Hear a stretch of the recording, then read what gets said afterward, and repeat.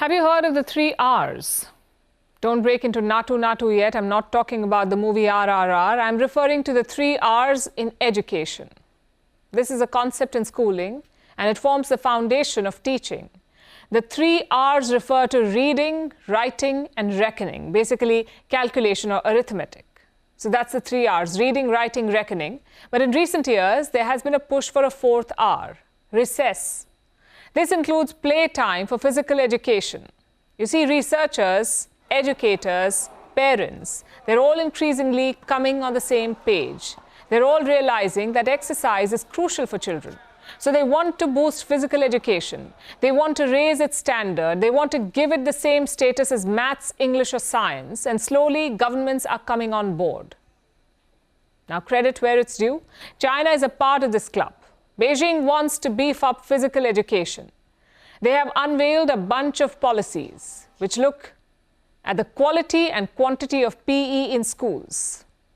There are 3 key aspects here. First, PE will become core to the curriculum, like Chinese or maths. It will not be a secondary subject. Second, the focus will shift to teachers. Their numbers will get a boost. And so will the respect that they are due.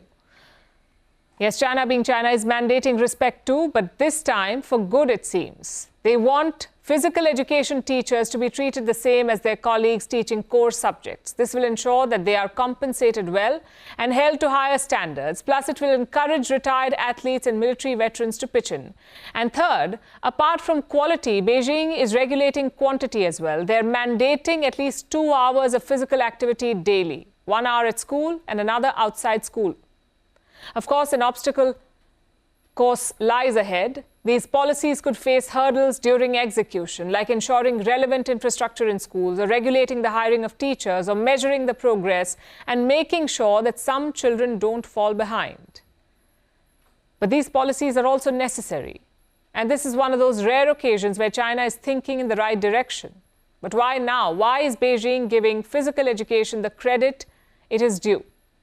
The answer lies in their economy. It is in bad shape. There is a slowdown. Factory activity has shrunk. People are spending lesser money, so they're opting for cheaper food or junk food. Over the next decade, obesity is expected to rise in the country, and this is bad news. Because according to the World Health Organization, more than 37% of their population is already overweight or obese. And this includes children. Back in 1990, about 1% of Chinese boys were obese. Today, that number stands at 15%. This is behind the US, but ahead of most other countries like the UK, Japan, and India.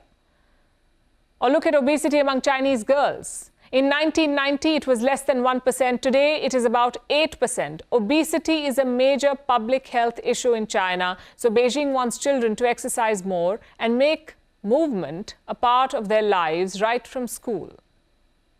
But this is not just about China or about obesity for that matter. People say exercise is good for the body and mind. This is especially true for children. It increases muscle and bone strength, it boosts fitness, heart health, and promotes better sleep. Exercise also makes children fitter for learning. Study after study shows this. Children who are more physically active do better in school. They have better concentration, better focus, more self-control, lesser stress and anxiety. In fact, physically fit children have different brain structures altogether. It helps them do better at maths and reading. So the benefits are plenty, yet physical education is often seen as a hindrance to studies. It is viewed as a distraction. It is given stepchild treatment. Very few countries mandate it in schools. Sure, there are a lot of caveats to ensure exercise in schools, yet you need ample resources, like the right kind of gear or enough playgrounds. You need qualified specialist teachers. You need the right standards, better funding, and ways to battle the inherent bias against playtime. But the benefits of physical education far outweigh the efforts required to bring this radical shift. So my point is quite simple.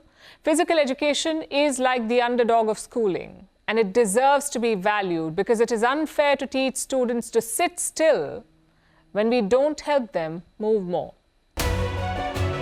We're calling this show Vantage. We hope you like what we put together for you. And out of touted as the minimum wage defense from that video. India's neighbors were the first to send the special edition of Vantage live from the White House throughout this week. Hindu Mandir in we're on our way to Tel Aviv. Pretty measure, but it's also the perfect way to drive. I don't think that Prime Minister of Bhutan, Sherin Tagwe. Welcome to 60% of the world's office. Prime Minister Modi did the iron. We were actually How are you doing? How do you like? It's been 1 year since that meeting. Iron bars separate you from the outside. Out the vote effort. Trump had, it says, and at $4.3 trillion. 4.3 300 billion by 2030. That's what we need to tackle climate change.